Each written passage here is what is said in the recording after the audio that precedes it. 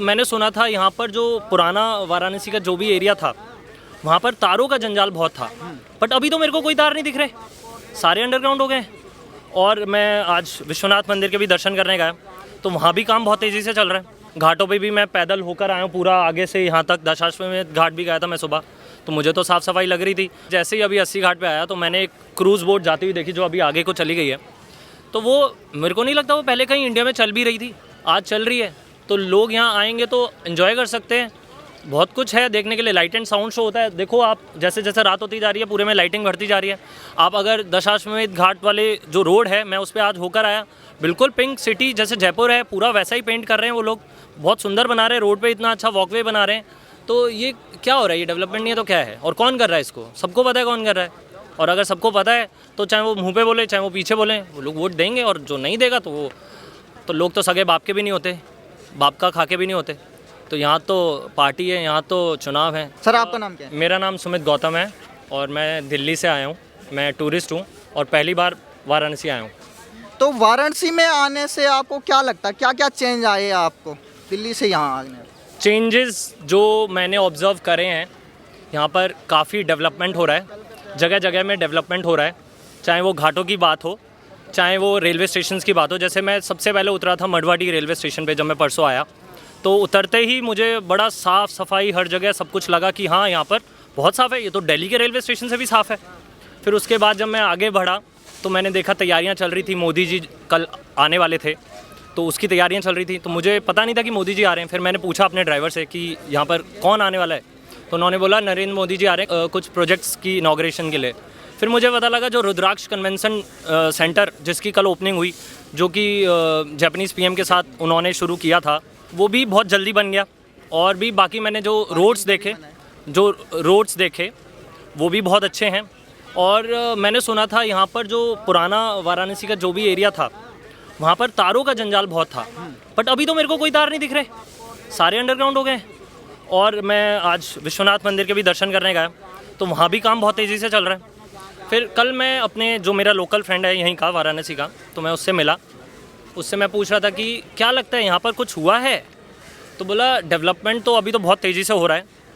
तो मैंने कहा तो 7 साल हो गए, 7 साल में तो हो जाना चाहिए था। तो बोला 7 साल तो हो गए, बट 2017 से पहले यहाँ डेवलपमेंट हो ही नहीं रहा था कुछ भी। मोदी जी तो थे यहाँ के, एमपी पहले भी थे, बट हो ही नहीं रहा था। तो अभी क्यों हो रहा है फिर? तो बोले जब से योगी जी आए हैं तो दोनों मिलके कर रहे हैं डेवलपमेंट। डबल इंजन बोलो या डबल पावर बोलो, जैसे वो एक सीमेंट भी आता है ना डबल बुल, तो ऐसे ही डबल बुल वो लोग कर रहे हैं।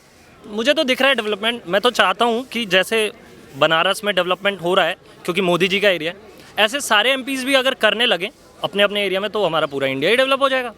लेकिन यहाँ की जो विपक्षी पार्टियां हैं वो तो कह रहे हैं कुछ भी नहीं हुआ।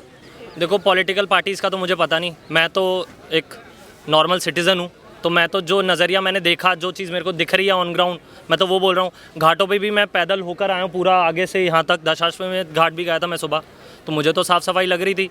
वहाँ पर मैं बैठा एक छतरी के नीचे, वहाँ पर 2 लेडीज़ बैठी हुई थी सफाई वाली, वो नमामि गंगे प्रोजेक्ट के अंडर में। मैंने उनसे पूछा आप लोग क्या काम करते हो? बोले हम साफ़ सफाई करते हैं। तो मैंने कहा कब से लगे हो? तो बोले अभी 3-4 साल से कर रहे हैं हम लोग, ये हमारा काम ये साफ़ सफाई करना रहता है, गंगा को क्लीन करना रहता है। तो मैंने उनसे पूछा तो लॉकडाउन था तभी भी कर रहे थे? बोले हम तो रेगुलर काम करते हैं, हम तो साफ़ सफाई यहाँ पूरा मेंटेन कर रहे हैं। तो साफ़ सफाई पहले मतलब नहीं था ना, तभी तो वो चीज़ अब आ रही है ना।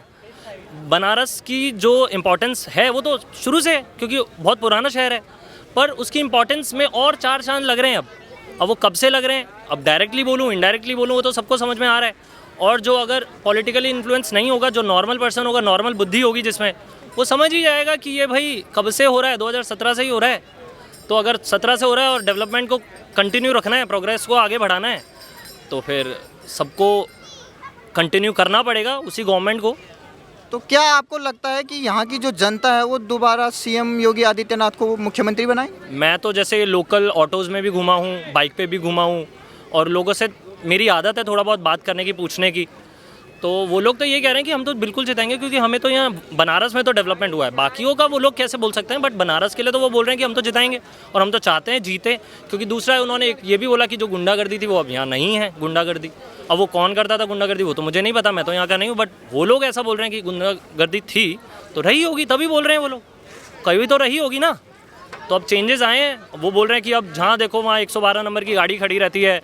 अभी कोविड के टाइम में एम्बुलेंसेज आ जाती थी करने, जैसे कल ही एक हॉस्पिटल का उद्घाटन भी किया है यहाँ पर BHU में। हाँ, और एक और चीज़ उन्होंने बताई कि यहाँ पहले कोई कैंसर हॉस्पिटल नहीं था, आज 2 कैंसर हॉस्पिटल हैं। मैं तो दिल्ली में हूँ, मेरे पास तो सारी सुविधा चलो बहुत सालों से हैं, बट यहाँ पर बनारस में वो लोग बोल रहे कोई सुविधा नहीं थी। वो बोल रहे एयरपोर्ट रोड था, मेरे को नहीं पता, मैं कभी प्लेन से नहीं आया बनारस। वो बोल रहे एयरपोर्ट रोड था पहले, वहाँ सड़क भी अच्छे से नहीं थी, 2 घंटे तक लग जाते थे एक कोने से दूसरे कोने एयरपोर्ट की तरफ जाने के लिए, आज 20 मिनट लगते हैं। तो ये क्या है, छोटी छोटी चीज़ें हैं जो कि ऑन ग्राउंड दिख रही हैं, जो लोग बोल रहे हैं, जो मैंने भी ऑब्जर्व किया, मैं तो उतना ही बता सकता हूँ। तो मेरे हिसाब से तो आना चाहिए, और अगर जो काम करेगा कोई भी हो वो आएगा, जनता जो देखती है। बाहर के टूरिस्ट हैं जो अब उत्तर प्रदेश आएंगे और काशी का यहाँ पर दर्शन करेंगे, तो क्या आप उनको सलाह देंगे कि क्या क्या परिवर्तन हुए जो इस काशी में आए हो? जैसे मैं जैसे ही अभी 80 घाट पे आया तो मैंने एक क्रूज़ बोट जाती हुई देखी जो अभी आगे को चली गई है। तो वो मेरे को नहीं लगता वो पहले कहीं इंडिया में चल भी रही थी, आज चल रही है। तो लोग यहाँ आएंगे तो एंजॉय कर सकते हैं, बहुत कुछ है देखने के लिए। लाइट एंड साउंड शो होता है, देखो आप, जैसे जैसे रात होती जा रही है पूरे में लाइटिंग बढ़ती जा रही है।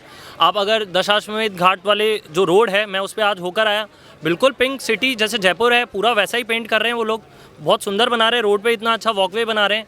तो ये क्या हो रहा है, ये डेवलपमेंट नहीं है तो क्या है? और कौन कर रहा है इसको? सबको पता है कौन कर रहा है।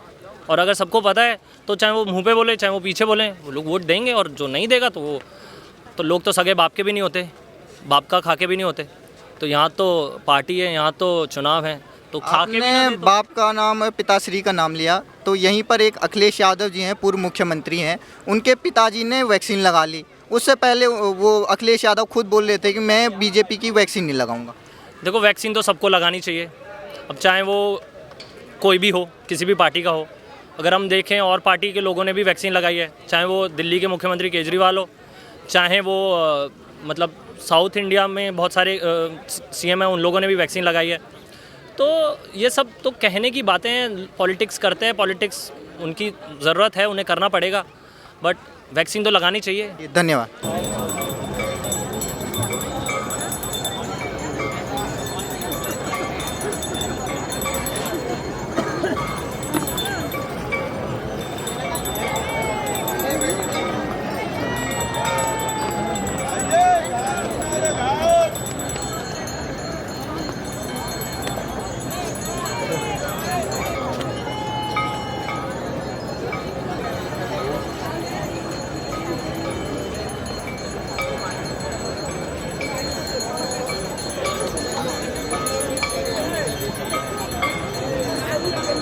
जाने का भैया, जाने का जाना तो